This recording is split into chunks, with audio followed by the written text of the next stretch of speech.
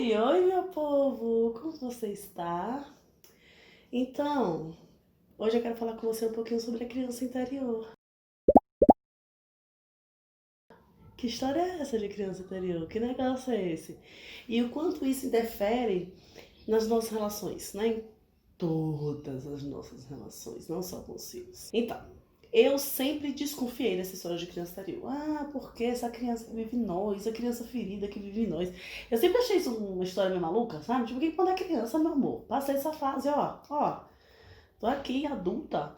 Esquece esse negócio, não tem nada a ver quando é criança interior. Até que eu comecei alguns processos terapêuticos que mexiam exatamente nesse lugar, né? Que olhavam exatamente para esse lugar. Então eu comecei a perceber, eu fui trabalhar minha relação na época, minha relação com a comida, e a gente vai perceber que muito estava lá na infância. Que pra gente entender o que aconteceu agora, a gente tinha que olhar lá pra trás. Eu lembro que quando a terapeuta falou isso, eu falei, não, aqui, mulher, ó, a infância tá lá, passou, não quero olhar pra isso não, vamos daqui para frente, né? Não deve ficar olhando o que aconteceu no passado, vamos daqui pra frente, amor. Acontece que se você não olhar para o que aconteceu no passado e onde você formou as suas convicções, onde você formou a forma que você acredita na vida, né? Onde você aprendeu que é amor, que é relacionamento, como atuar nos relacionamentos. Se você não olhar para lá, você não consegue compreender direito por que você está agindo da forma que está agindo e você não consegue mudar de maneira muito profunda. Então, assim, é importante dizer que existem linhas terapêuticas que não nem acreditam no inconsciente, que não olham para o passado, que vamos lidar aqui com o teu comportamento e como mudar o teu comportamento. Eu sou da psicanálise, então eu sou da linha de vamos olhar para a tua infância, vamos olhar para a tua história, vamos conversar aqui até a gente entender de onde veio esse comportamento, né? De onde veio essa situação e quais outras milhares de situações foram circulando essa situação e tornando esse problema cada vez maior e mais intenso na tua história. É importante você olhar as tuas, quando você olha as suas convicções e as suas dificuldades, onde é que elas vieram? Né? Por que você age do jeito que você age? Você não age do jeito que você age só porque você é ruim, ou legal, ou nervosa, ou estressado. Cara, tem uma construção. Você construiu quem você é. E essa construção, ela foi feita na maior parte da infância. A base, o alicerce dessa construção, assim, a casa que a gente mora, né, essa casa mental que a gente mora, ela tem os alicerces construídos na nossa infância. Então, quando a gente olha para nossa infância, a gente consegue compreender melhor quem a gente é. Por que a gente age como a gente age. E aí tem uma coisa bem importante de falar, que eu já expliquei num vídeo sobre trauma, que não é somente o que acontece com a gente que interfere, é como a gente interpreta o que acontece. Como eu entendi o que aconteceu, como eu recebi o que aconteceu. E aí eu sempre digo pros pais, né, a gente tem, nossa mente é contadora de histórias, todos nós, a gente preenche as situações com um monte de histórias. Você não vive a realidade, você vive as histórias que você conta sobre a realidade. Você marcou com uma amiga, a amiga não apareceu. Nossa, ela não me respeita, não tem jeito, ela nunca chega no horário, eu já devia ter aprendido que ela é assim. Ah, você pede pra criança fazer uma coisa, a criança não faz. Seu pensamento já vai pra, nossa, que moleque teimoso, tá me desafiando. Então assim, isso não é a verdade. Isso são as histórias que a gente conta sobre a realidade, né? Não é a realidade em si, é a lente com que a gente olha para a realidade. Pois bem, essa lente ela é muito construída na nossa infância. E a nossa criancinha, né, a criancinha que nós fomos, ela também já conseguia contar histórias, né? Ela também já interpretava. E a criança ela interpreta as coisas muito como gosta de mim, não gosta de mim, né? O pensamento dela não é esse pensamento cheio de nuances. É um pensamento muito cartesiano. É assim, é assim, é assim. A maioria das crianças pensa desse jeito, é assim o funcionamento da mente da criança. Então, assim, minha mãe saiu o dia inteiro para trabalhar. Nossa, a minha mãe me abandona. A minha mãe não gosta de mim. Ah, Elisane, e agora? Vou viver pro meu filho? Não é isso que eu tô falando. A gente precisa conversar com a criança para ajudá-la a contar essa história que ela vai contar para si mesma, sabe? Então, quanto mais ela conversa, quanto mais ela fala sobre o que ela pensa, melhor ela se organiza emocionalmente, melhor ela organiza a situação perto dela e melhor a gente entende como ela está interpretando a vida. Pois bem, na nossa infância a gente não teve isso. Né? Então, nossos pais não sentavam com a gente para conversar, a maioria, pelo menos, dos pais, porque se entendia, né, pela crença do que é infância, se entendia que a criança não merece. Você tem, vai conversar com a criança tá querendo, não, faz o que eu tô mandando e acabou. Então não tinha essa certeza, né, de que a criança precisa sim de conversa, de que a criança precisa sim de explicação. Não tenho que lhe dar explicação porque a criança não quer querer. Então nós fomos guardando as nossas interpretações do que nos acontecia sozinhos. A gente foi criando essas histórias sozinhos. Então não é somente o que aconteceu com a gente, é como a gente interpretou o que aconteceu com a gente. E aí, essas histórias, elas vão ficando dentro de nós. E o pior, quando acontecia, a gente normalmente recebia do adulto mais próximo a informação de que aquilo não era importante, que era besteira, que era ridículo a gente pensar como a gente pensava, sentir como a gente sentia, a gente começou a desassociar as coisas. Você não associava mais o teu sentimento ao acontecimento, não valorizava o teu sentimento. Então você não sabia, né? Você começou a achar que o que você sentia não importava, aquela situação que aconteceu não importava. Você não conseguiu entender, olha, quando isso acontece eu me magoo, quando isso acontece dói, quando alguém fala assim comigo, machuca, eu prefiro que falem assim comigo. Você não teve essa oportunidade e quando você começou a ligar essas informações na tua mente, o adulto mais próximo falava, isso não importa, não é assim, você quer um motivo de verdade pra chorar? E aí você não entendeu. Aí pronto, né? Você começou a funcionar, às vezes explodir de raiva, às vezes chorar, sem entender direito por quê, de onde está vindo isso em mim. Corta para a nossa fase adulta. Eu trabalho com pais há algum tempo, e é interessante como normalmente acontece do pai e da mãe falar, Elisama, eu não sei porquê. Eu prometi pra mim mesma que eu não seria minha mãe. E quando eu me vejo, eu tô gritando, feito uma louca, falando exatamente como minha mãe falava, ou fazendo exatamente como meu pai falava que eu prometi que eu não ia fazer. Lembra quando eu falei da nossa infância, né? Que eu falei, corta pra a idade adulta. Eu não associei o que me magoa, eu não entendo os meus gatilhos. Na idade adulta, as situações continuam me lembrando aquele meu gatilho inicial, lá da minha infância. Só que eu não sei, eu não associei, eu não aprendi que isso leva a isso dentro de mim. Que eu ouvi que isso é bobagem. Então a gente explode e fala, eu não sei porque eu explodi, eu não sei porque eu gritei, foi por causa de você. E aí não é difícil falar, foi por causa de você. Porque nós também, a maioria de nós cresceu ouvindo você tá me pedindo pra te bater. Eu bati em você, mas você também fez tal coisa. Então a gente cresceu sendo responsabilizado pelo comportamento do adulto que cuidava de nós. E aí, né, abrindo parêntese pela milésima vez, se você acompanha esse canal, você sabe, se você leu o meu livro Por que Gritamos, você sabe que eu afirmo com toda a convicção que os nossos pais fizeram o melhor que eles podiam com as ferramentas que eles tinham, que a gente não tá julgando papai e mamãe. Se você viu meu vídeo passado, Nossos Pais, você vai compreender que eu não tô falando disso. Não é sobre papai e mamãe serem bonzinhos ou ruinzinhos. É sobre papai e mamãe agirem de acordo com um contexto social que fazia com que eles entendessem que o que a criança sente não importa, que o que a criança vive não importa, que a criança precisa ser domesticada, né? Que ela precisa ser domada. É desse contexto que a gente está falando. Pai e mamãe acreditavam que eles precisavam dar pra gente todo o conhecimento intelectual do mundo, porque esse conhecimento intelectual ele ia fazer a gente ficar mais feliz, ia fazer a gente ser mais bem sucedido e pronto. A gente não aprendeu a lidar com os nossos sentimentos. E a gente foi responsabilizado pelo comportamento do outro. Porque esse outro também já foi responsabilizado por comportamento de outras pessoas, né? Então, assim, eles normalmente amorteceram bastante até chegar a gente, né? O baque que eles receberam, eles deram amortecido até chegar em nós. A gente aprendeu a culpar o outro. E aí, perceba quando em diversas situações, nós somos uma criança agindo. Se você olhar distante, você enxerga o quanto é uma criança falando ali. Sabe o quanto é a tua ferida lá na infância. Esses dias eu vi meu marido falando alguma coisa com o Miguel, o Miguel pegou alguma coisa dele, e aí meu marido ficou chateado, não pode, parece, isso é meu, Miguel, isso é meu. E aí eu falei, amor, era uma criança falando, isso é meu, é meu, é meu. A gente não percebe, sim, quando meus filhos falam mais alto comigo, principalmente o Miguel, quantas vezes eu senti o corpo tremer com vontade de falar, cale a boca, eu sou sua mãe. Mas aquele eu sou sua mãe era a minha criança gritando loucamente, sabe? O jogo é meu, o brinquedo é meu, é a minha vez, você não vai tomar a minha vez, é a minha vez de gritar. Você não grite não, hein? Porque é a minha vez de gritar. Então é isso, quando eu saco, cara, essa minha reação, isso aqui não é de hoje. E aí é essa dica que eu dou quando as pessoas me falam, Elisama, como é que eu sei que é a minha criança interior que tá agindo? Como é que eu sei que o meu estresse do momento, que o meu grito, que a minha loucura não é de uma situação da agora, é de uma situação do passado?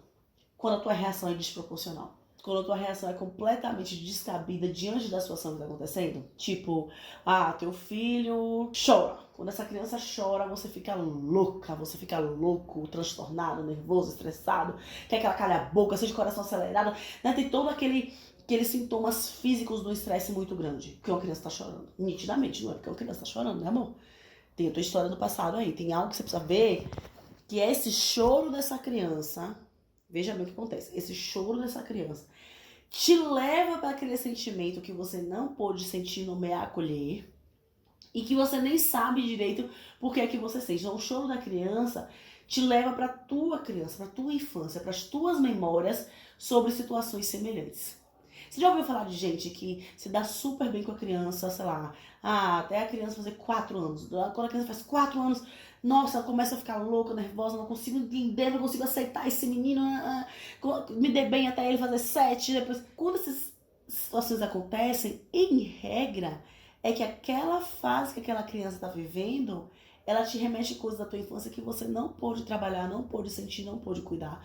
E aí aquela criança mexe no teu rostinho emocional. Né? Eu já falei aqui, é como se a gente tivesse manchas roxas, aqueles hematomas roxos, quando a gente bate o braço na mesa, etc, fica aquele roxo. Normalmente ele não dói, mas se alguém toca nele, você né? Dá aquele grito, ai, tá doendo, presta atenção, desastrado. Mas na realidade aquela dor não veio da situação em si, veio de um rostinho que estava ali. Então, quando determinadas situações acontecem, aquela criança, ela toca naquele rostinho e ela te faz lembrar da tua própria infância, da tua própria história. E aí a nossa infância também atua na nossa relação com os nossos filhos de diversas formas. Atua quando a gente quer se vingar deles, sabe? Porque quando a gente fica com ressentimento, eles não estão cuidando dos brinquedos. E aí, repara, cara, presta atenção. Não tá cuidando do brinquedo, qual é a primeira fala que você faz? Eu não tive esse tanto de brinquedo. Eu não tive nada disso e ele não valoriza. Quem tá falando aí? É o teu adulto consciente que sabe que bom que você teve oportunidades, que pode dar oportunidades pro teu filho que você não teve? Ou é a tua criança magoada, que olhava pro amiguinho que tinha brinquedo e falava, pra isso ele não cuida, eu tenho direito de ter também. Para, cara. Como em diversas formas, é a nossa criança falando. Ele tá reclamando de barriga cheia, cara, eu não tive isso. Observa quem tá falando nesse momento pela tua voz. E a gente faz isso muito, né? Criança reclama, mãe, não tem, acabou o queijo. Você acha que tinha queijo todo dia? Pois na minha infância, meu querido, eu não tinha queijo todo dia, não. Ai de mim se você reclamar com a minha mãe. Quem é que tá falando ali? Será que é teu adulto? Ou essa criança ressentida? Ou essa criança que tá ali, lembra daquela dor ali, tá ali latente ainda, e sente raiva? Teu filho não tem direito de reclamar disso, porque você nunca pôde reclamar disso. E é interessante, né, nos meus anos trabalhando com pais, como eu vejo essa relação atuando de diversas formas. Um dia desse foi uma mãe, e ela me falou, Elisama, eu sou muito paciente com meu filho, muito, muito, muito paciente, mas na hora de fazer o exercício da escola, eu fico transtornada, eu fico louca, eu grito, eu perco eu me transformo em outra pessoa. E aí eu comecei a conversar com ela, né? A gente tentar entender de onde vinha, como era tua mãe com você, como era teu pai com você, quem é que fazia exercício da escola com você. E aí a gente conseguiu chegar num lugar em que ela era a filha perfeita. O irmão dela dava muito trabalho na hora de estudar, tipo, muito trabalho. Então a mãe ficava louca com o irmão. Ela, por medo, pensava, eu tenho que fazer tudo sozinha, eu tenho que ser perfeita pra não dar esse trabalho pra minha mãe. E ela era a menina super boazinha, super estudiosa, super aplicada, super, super tudo. Quando o filho dela agia daquela forma como o irmão agia, né? O filho dela não se esforçava para fazer tudo sozinho. Ia lá na criancinha dela. E a criancinha dela falava, mas como você faz isso? Que injusto, eu me esforcei tanto. Eu fiz de tudo para minha mãe nunca ter trabalho. Como é que você tá fazendo isso? E, gente, não é consciente. Entenda, não é algo consciente. Mas, como eu falo, a dica que eu dou é você observar. Peraí, essa minha ação tá tão nervosa, tô tão estressada com essa atitude, não é de hoje. O que é que me lembra isso aqui? Vou me afastar. E por que que é importante? Porque eu consigo entender que não é meu filho, que não é meu marido, que não é minha esposa, que não é meu colega. É algo que tá me lembrando ali de muito tempo. Eles podem ter tido uma atitude que é gatilho, e sim, eu vou conversar com eles, eu vou falar, olha, não gosto que ajam assim comigo, eu prefiro que ajam de determinada forma. Mas quando eu entendo que o outro é um gatilho, ele não é o causador da minha dor, e que tem algo dentro de mim que eu preciso cuidar, eu já vou para essa pessoa falando em um tom diferente. O nível de dor que eu chego para conversar com ela, ele é menor porque eu já entendi qual que é a parte dela desse latifúndio, sabe? Eu já assumi o meu lado, putz, eu preciso cuidar disso daqui em mim, nessa minha história, do que eu aprendi sobre relacionamento, do que eu aprendi sobre ser uma boa menina, uma menina, do que eu aprendi sobre ser uma mãe boa, uma esposa boa, esposo bom. Enfim, eu vou olhar pra minha história, vou respirar e eu vou conseguir ir mais consciente pra essa pessoa. Eu já contei, não sei se eu já contei algum vídeo aqui, mas aí eu vou contar de novo. Eu sei que eu contei essa história no meu livro, no Porquê Gritamos. Eu tava numa situação com meu marido em casa. A gente gosta de um alimento, né, em texturas diferentes. E aí, banana cozida, a banana cozinhou, ele gosta molengona, eu gosto mais firmezinha. Peguei a minha banana, botei no prato e fui comer. Quando eu fui comer, ele passou. E aí ele olhou pra mim e fez: ei, nem espera ninguém, né? Quando ele falou isso, cara, eu queria dizer que eu fui iluminada, tranquila, calma, mas a realidade é que eu fiquei pé da vida e soltei um palavrão. Vamos pra minha infância? Eu era apelidada de gulosa. Minha mãe aprendeu que eu era gulosa desde o dia que eu comecei a mamar. Então, os meus pais, eles vigiavam muito o meu prato. Eles falavam muito sobre tudo que eu comia. Tinha sempre alguém vigiando meu prato e falando, olha, pra não ficar gorda. E aí, a minha irmã, quando ela não comia, o meu pai ou a minha mãe fazia assim, coma ou eu vou deixar a Elisama comer. Tipo, a Elisama era o cachorro. E aquilo sempre me mexeu muito. Eu sempre achei tão injusto aquilo, sabe? Tinha tanta raiva.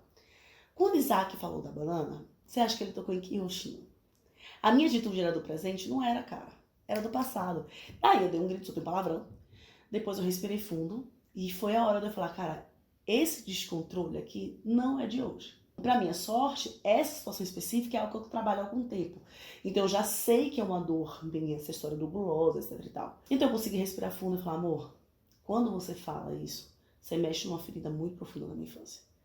Eu cresci ouvindo que eu era gulosa. Eu cresci me sentindo muito injustiçada com esse rótulo. Por favor, não fala assim comigo. Não toca nesse assunto. Não fala do que eu tô comendo, de como eu tô comendo, de quando eu tô comendo. Não comenta sobre o meu prato, porque é algo que me remete a dores muito profundas. E ele aprendeu e ele não fez mais. Quando eu tenho consciência desse lugar dentro de mim, eu posso inclusive comunicar ao outro com mais eficiência.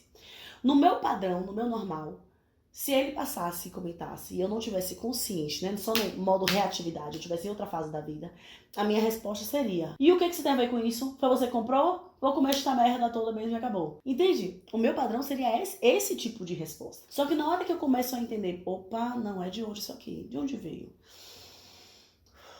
Não é Isaac.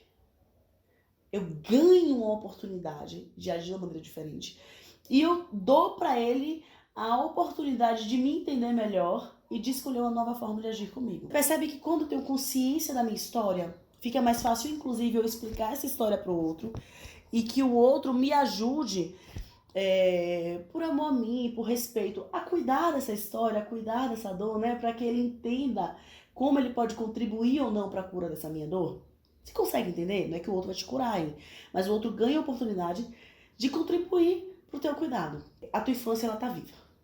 A Lynn Luft, eu acho o nome dela, ela tem uma frase que eu adoro, que é: a infância é um chão por onde vamos caminhar toda a vida. Toda a vida. Não é um chão assim, não é passou. Não é passou. Não é acabou, passou, não quero nem olhar pra trás. Se você quer se compreender de verdade, se você quer saber por que você age do jeito que você age, se você quer ganhar uma percepção mais profunda sobre você, a criancinha interior tem que entrar no pacote desse estudo, amor. Tem que olhar pra você. Tem que entender como é que ela começou a falar, quando é que ela tá falando. Tem que enxergar a tua infância com amorosidade, tá? Com cuidado, com carinho.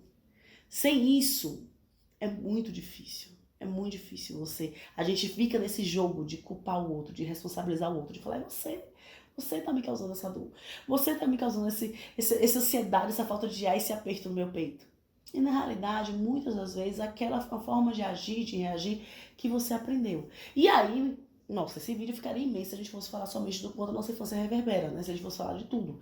Porque, por exemplo, a sua forma de agir diante das situações, se você se cala, se você grita, se você chora, tudo isso aí foi aprendido na tua infância. Ah, a gente é só o ser social, é só o que eu aprendo? Não, lógico que não. Tem tendências biológicas, mas a forma que você expressa as tendências que já vieram na tua história, né, em você, essa forma ela é diretamente influenciada por como as pessoas reagiam e agiam diante das tuas expressões de sentimentos, de emoções, dos seus quereres durante a tua infância. Então, assim, a gente precisa entender, eu sempre falo isso, que na infância a gente não aprende somente comer de garfo e faca, dar bom dia, boa tarde, boa noite, dizer qual é a profissão que a gente quer seguir.